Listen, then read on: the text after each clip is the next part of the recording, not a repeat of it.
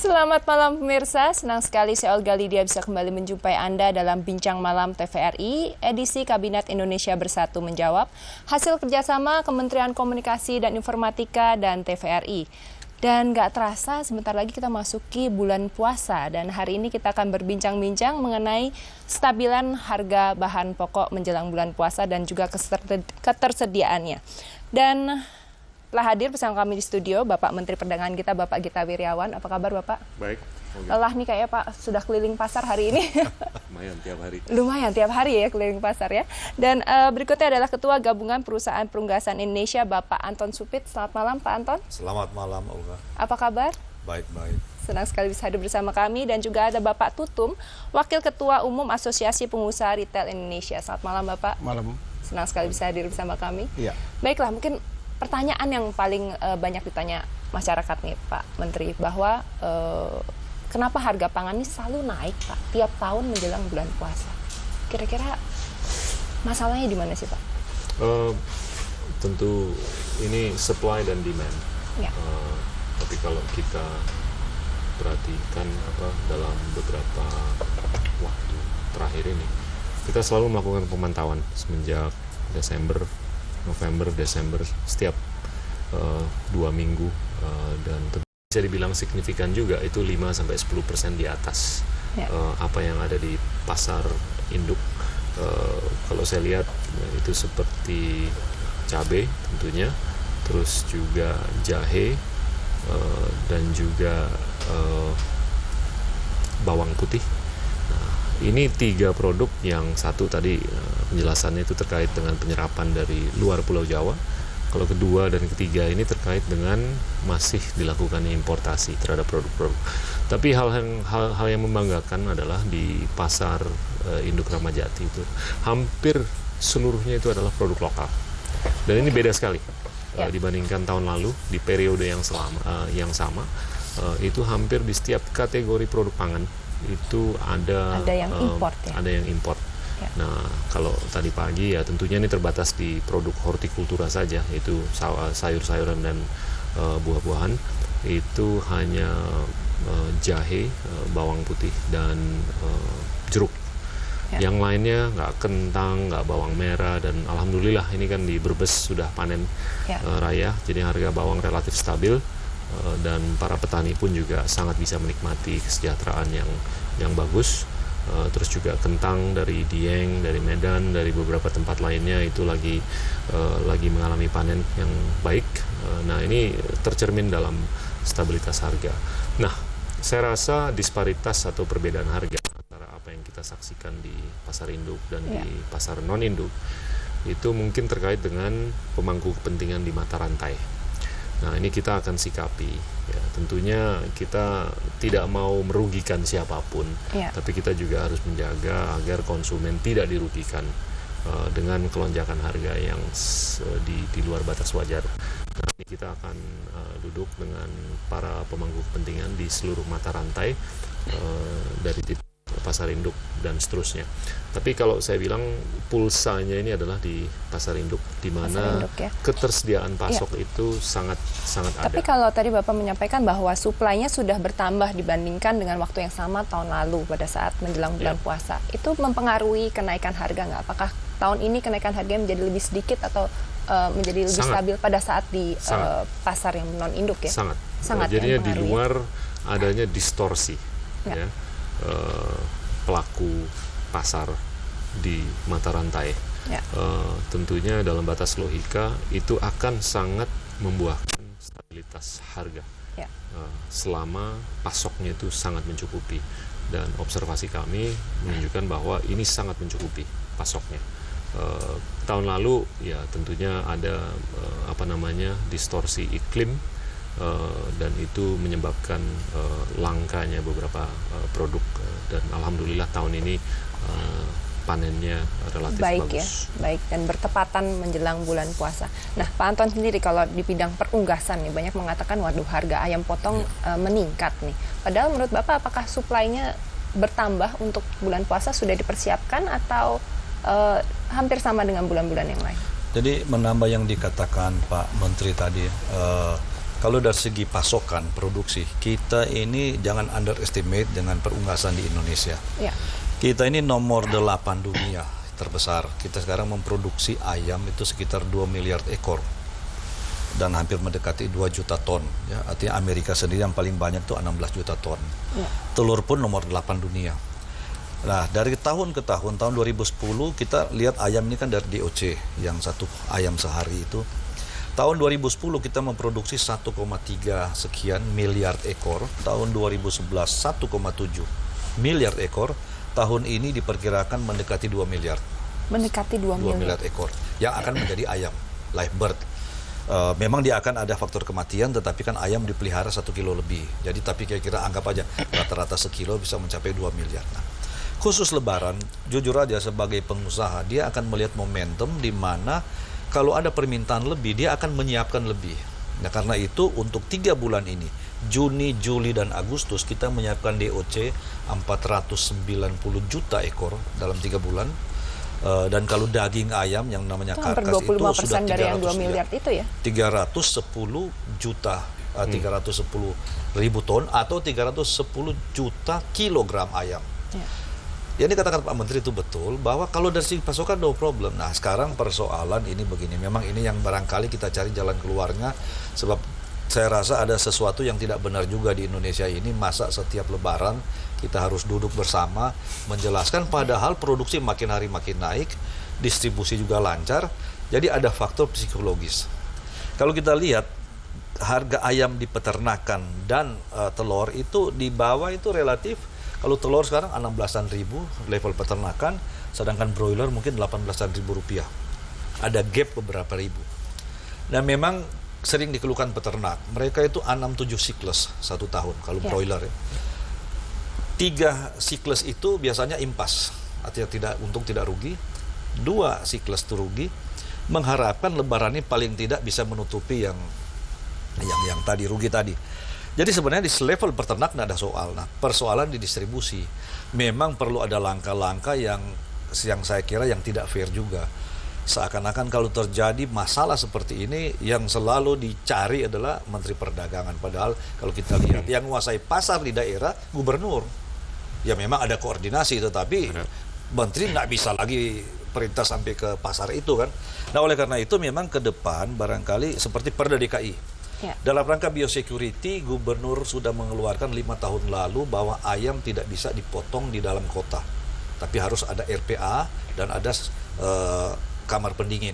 Ya. Kalau itu bisa berjalan, saya kira karena ada siklus di mana ayam itu seperti Lebaran, saya kira perunggasan sudah melaporkan kepada Pak Gita 2-3 hari lalu waktu kami di rapat koordinasi itu, bahwa selalu setiap Lebaran harga ayam anjlok.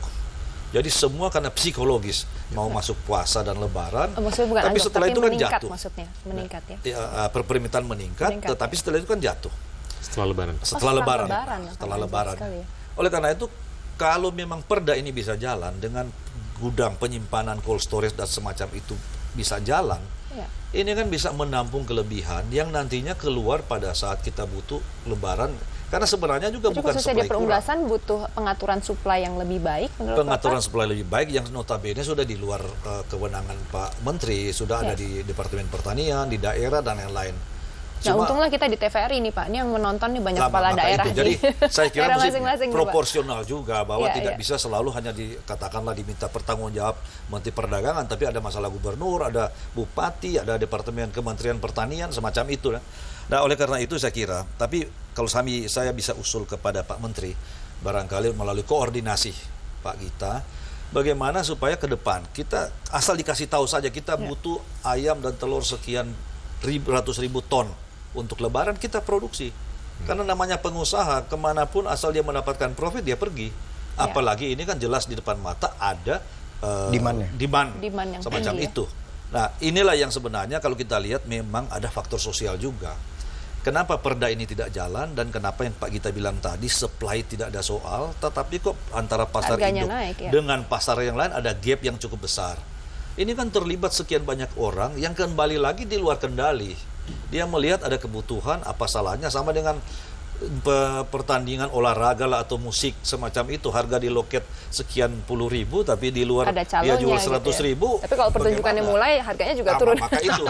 Tetapi Karena udah mau susahnya selesai. ini kan Ya. barang yang tidak bisa disimpan lama. Ya. Jadi Ada harus lifetime-nya, dijual. golden moment-nya ada. Nah, Golden ini supaya kita moment-nya melihat ada, ya. proporsional, jadi saya kira lebih banyak faktor psikologis ini. Oke, kalau Pak Tutum sendiri, Faktor Pak Tutum. dagang juga ada. Faktor Faktor dagang. dagang. Ada aji mumpungnya ya, Pak. Peluang untuk mengambil untung lebih banyak. Oke, nah sekarang yang mungkin kita perlu siasati ya bagaimana supaya orang yang mengambil aji mumpung ini, ya kalau bisa jangan aji mumpung ya, walaupun tetap untung ya Pak ya. Tapi saya ingin bertanya kepada Pak Tutum nih sebagai Wakil Ketua Umum Asosiasi Pengusaha Retail Indonesia. Tapi Bapak membawa sebagian besar pasar modern ya Pak ya? Iya. Di pasar modern terjadi lonjakan harga nggak sih? Cenderung stabil.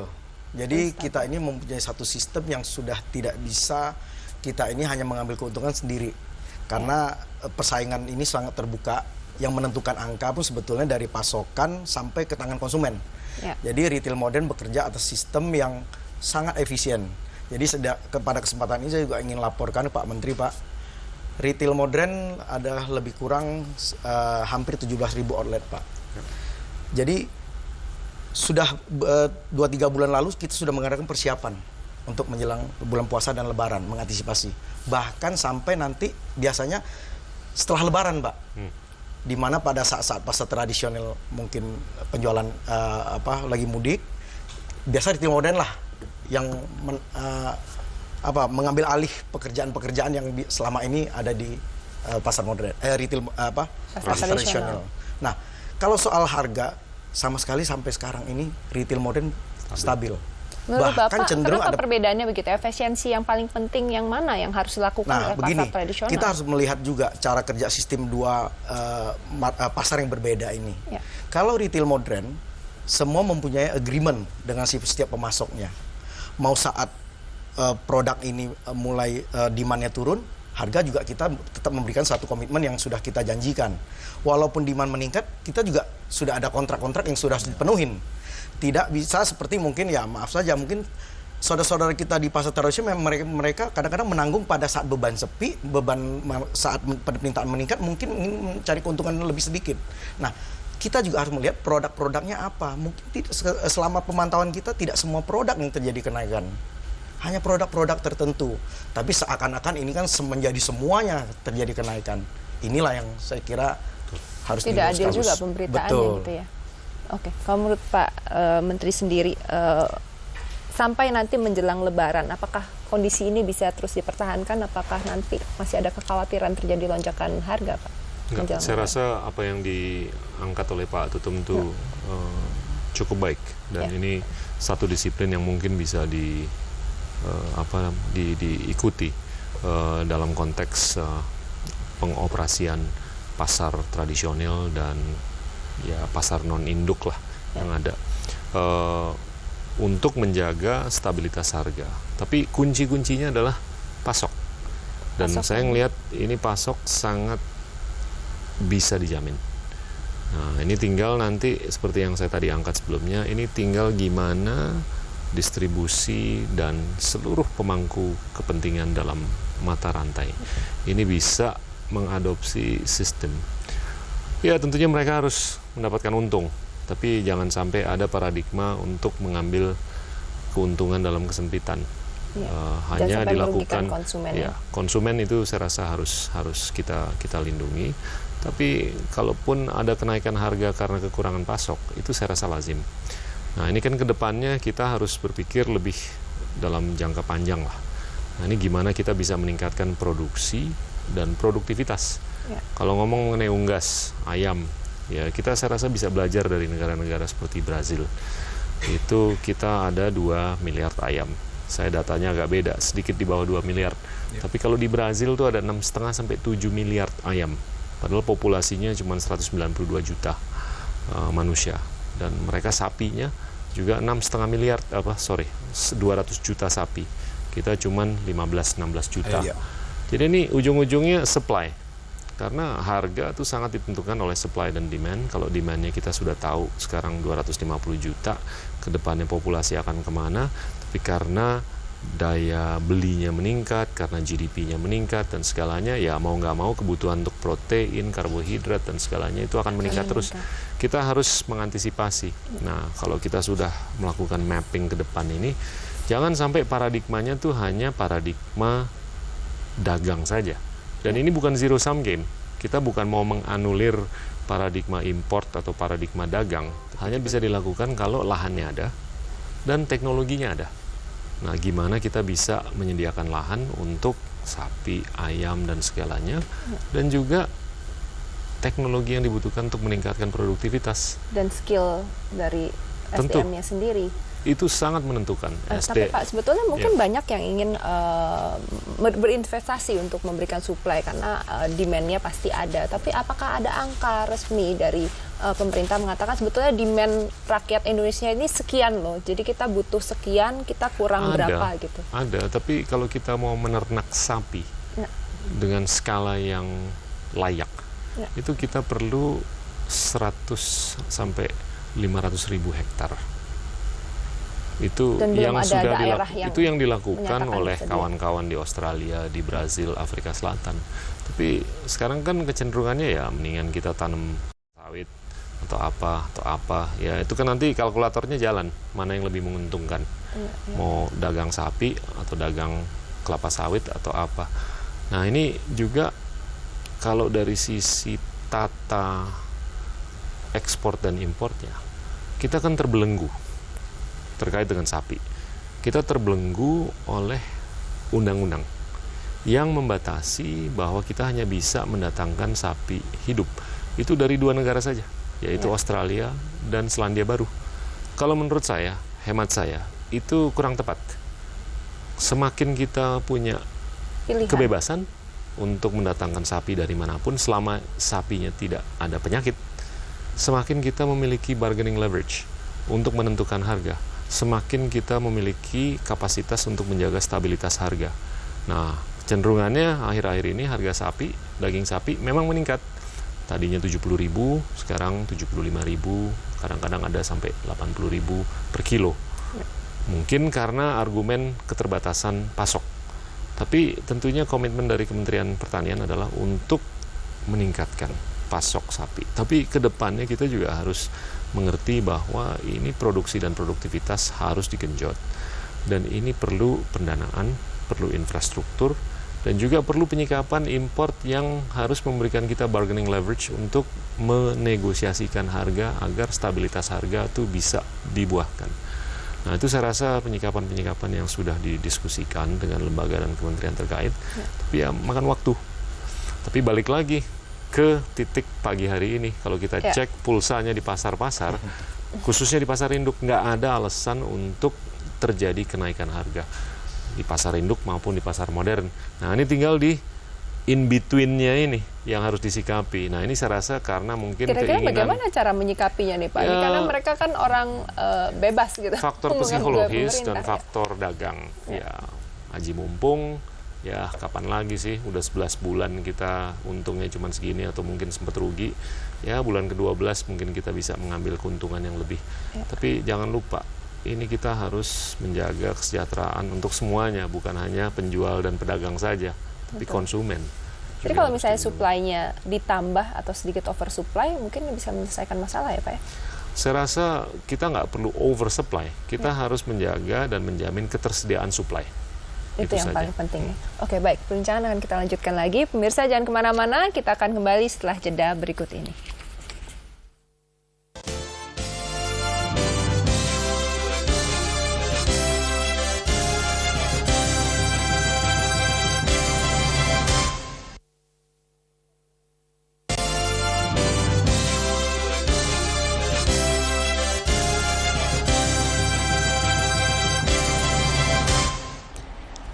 Terima kasih Anda masih bersama kami dalam Bincang Malam TVRI. Oke, tadi perbincangan dengan Pak Menteri bahwa supply ini memegang kunci peranan yang penting untuk mempertahankan harga.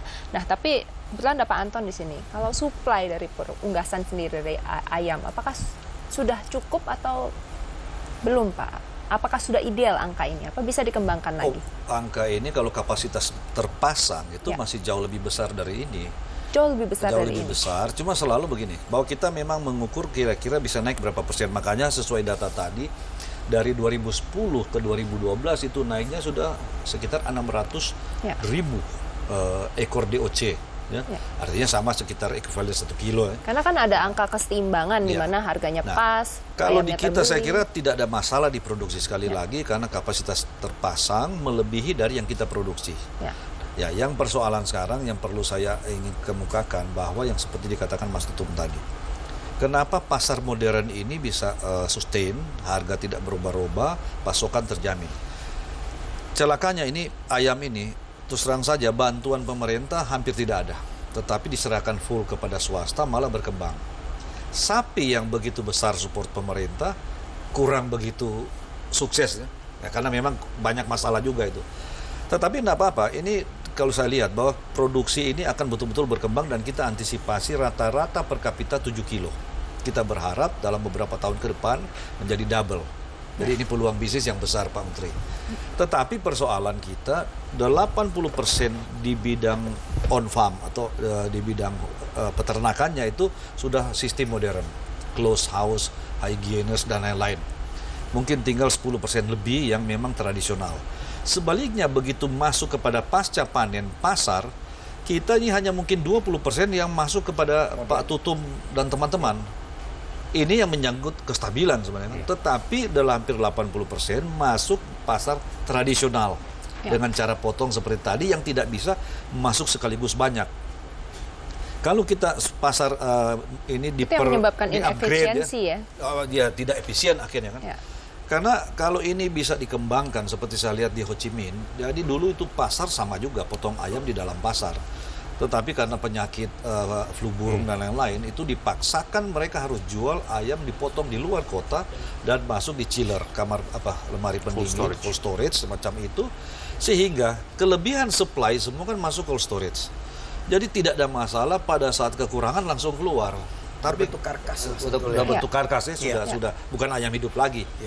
Nah, mestinya kita bisa ke situ, tetapi persoalan ini seperti ya saya tahu bahwa Menteri Perdagangan hanya menangani di masalah di ujung, di hilir.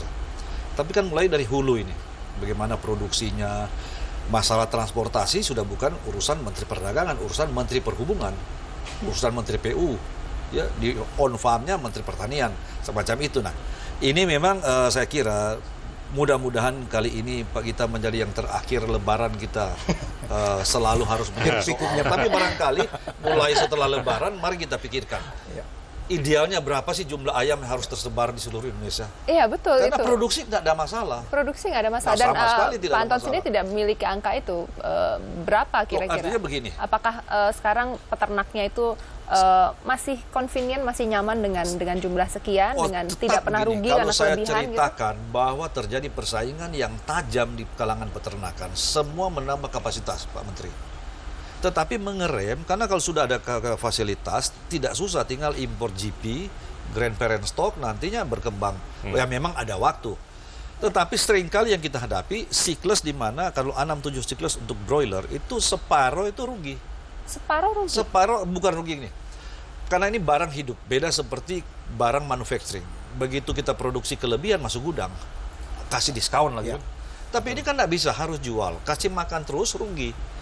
Nah, oleh karena itu kalau sistem di bawah terjadi seperti yang saya katakan tadi, sistemnya di-upgrade menjadi modern dengan close chiller, cold storage ini berjalan, dan itu yang terjadi di Amerika.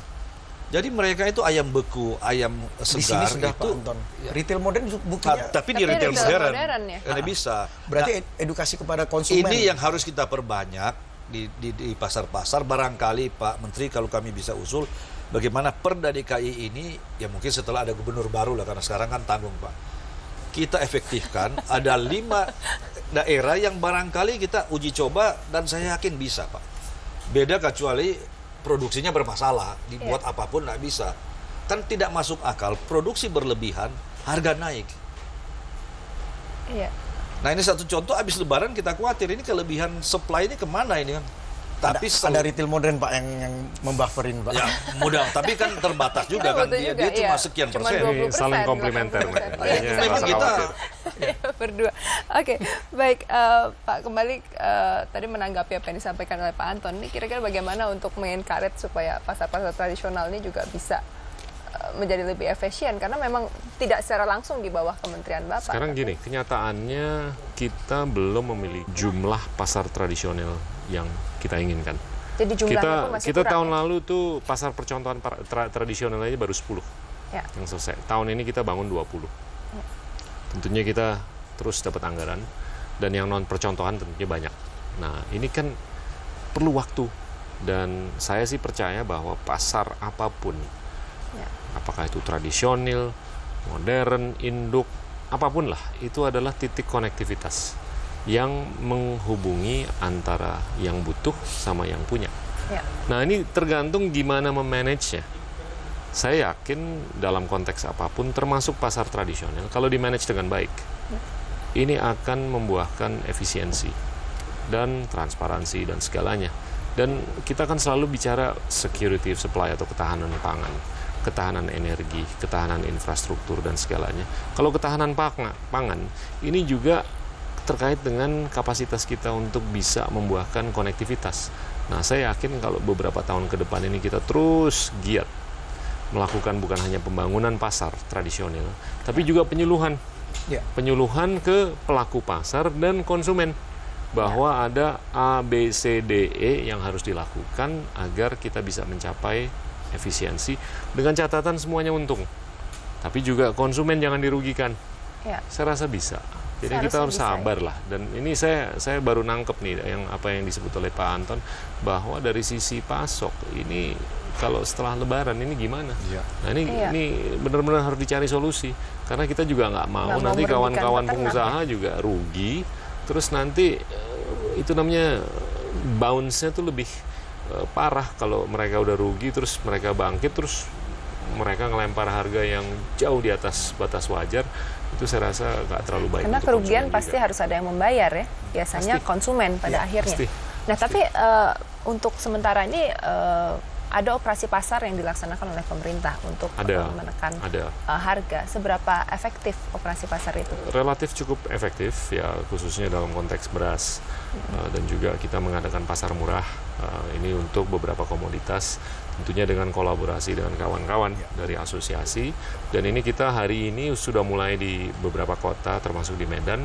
Di Medan saja kita akan melakukan pasar murah, kalau nggak salah 150, hari ini 5. Dan ini kita akan memberikan kesempatan ke masyarakat luas untuk mendapatkan produk-produk komoditas dengan harga yang sangat terjangkau. Nah, ini saya rasa akan membantu untuk menjaga stabilitas harga. Sampai berapa lama pasar murah ini, operasi pasar murah ini dilakukan? Ini sudah kita lakukan beberapa bulan yang lalu dan Ya. secara reguler kita lakukan. Tapi ya untuk mengantisipasi bulan Ramadan dan Lebaran, ya kita lebih intensif. Intensif ya. Ya.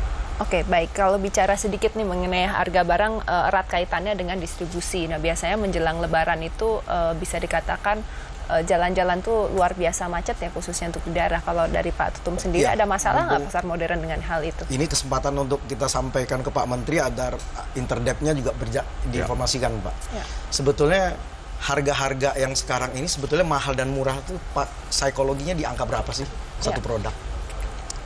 Nah, kita melihat Pak Menteri, akhir-akhir ini betul ada peningkatan dalam distribusi, Pak.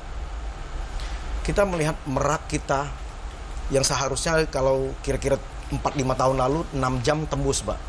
Sekarang harus ngantri sehari minimal, Pak, sampai 3 hari. Kalau produk yang bisa tahan lama, saya kira mungkin hanya penambahan biaya operasional karyawan, Pak. Tetapi kalau produk fresh, mereka akan membuang separuh atau sebagian dari produksi mereka, sehingga akan tetap dibebankan di dalam barang mereka, harga pokok mereka. Nah, satu hal juga, Pak, Pantura ini sangat vital untuk sepanjang Pulau Jawa, Pak Menteri. Tetapi tolok ukur pembetulan jalan tersebut selalu H-sekian menjelang Lebaran, Pak. Sedangkan distribusi barang, Pak, untuk menjelang Lebaran itu berapa bulan sebelumnya, Pak, harus sampai di gudang-gudang induk kita di sepanjang Pulau Jawa. Nah, ini tolong mungkin dapat dibicarakan di Interdep. Kita- Itu harapan kita. Karena itu sedikit banyak dapat membantu menurunkan harga-harga yang selama ini mungkin kita anggap, oh mungkin harga produk tertentu sudah baju mungkin kita anggap wajar. Karena wajar itu di dalam kita menghitung semua cost kita yang ada. Ya. Kalau itu dapat terselesaikan, mungkin dapat menolong sedikit untuk menurunkan harga, Pak Menteri. Ya, ya. Itu yang harapan kita. Dan menurut Pak Tutum sendiri, komponen untuk transportasi sendiri itu cukup besar bermain Besar. dalam produk-produk. Akhir-akhir ini meningkat minimal 20-30% cost transportasinya. Bukan di harga keseluruhan pokok, di ongkos transport distribusinya. Distribusinya Iya. sendiri ya Pak ya? Ada yang bahkan teman-teman yang produk tertentu itu sudah teriak. Karena mereka kalau sudah sampai keganggu di kualitas produknya, itu yang lebih bahaya, Pak Menteri. Iya, iya. Nah, Pak Menteri sendiri bagaimana koordinasi dengan kementerian lain khususnya masalah distribusi ini yang berkaitan dengan transportasi ya?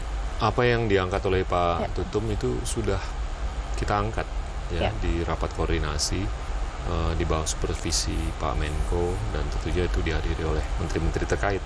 Ya. Tapi ada keterbatasan kan, kita hanya bisa melakukan apapun setiap hari sejauh mana gitu loh. Nah, Iya, ini ya. kadang-kadang ya memang ekonomi kita ini kan lagi tumbuh Iya. relatif jauh lebih pesat daripada banyak sekali negara-negara di dunia. Jadinya Kebutuhan kebutuhan meningkat, sehari-hari itu meningkat. Ya, siapa sih yang nggak mau pertumbuhan ekonomi di atas 6% zaman sekarang? Brazil di kuartal pertama cuma 0,28%, India 5,3%, China kemarin di kuartal kedua juga udah turun dari 8,1 ke 7,6. Kita masih bisa menjaga pertumbuhan ekonomi yang relatif bagus ya. Ini cerminan dari progres kereta gerbong menuju arah yang benar. Ya. Nah, ini kita juga harus ada unsur kesabaran juga gitu loh. Tapi mengenai apakah kita sudah kolaboratif untuk mengkomunikasikan isu-isu ini, dan saya rasa penyikapannya sudah dilakukan. Tapi mungkin kadang-kadang kita pengennya segini, ya kita hanya bisa segini. Ya kita harus sabar aja. Gitu. Oke, jadi tapi bukan sudah berarti kita nggak pada perlu kerja progres lebih gitu keras ya. gitu loh. Tapi kita Ya, ya. tetap harus kerja lebih keras. Ya, ya, tapi sudah di jalan yang benar gitu ya, sudah rel yang benar. Saya rasa sudah. Sudah, Dan ya. ini ujung-ujungnya adalah ketahanan pangan. Ketahanan pangan, kalau saya ngelihat dari sisi pangan, gimana kita bisa meningkatkan protein. Protein itu kan datang dari unggas, sapi, dan Sapi, ikan. ya. Ikan ini kan ya kita lautnya besar sekali. Gimana kita bisa mengarahkan masyarakat luas untuk melakukan konsumsi protein lebih banyak, hidup lebih sehat, dan protein itu kan semestinya bikin kita lebih pinter lah. Anak-anak muda, ini kan masyarakat luas nih banyak sekali yang muda sekarang. Ya, ya. Oke, baiklah. Sebelum kita lanjutkan perbincangan kita, pemirsa, jangan kemana-mana, kita akan kembali sesaat lagi.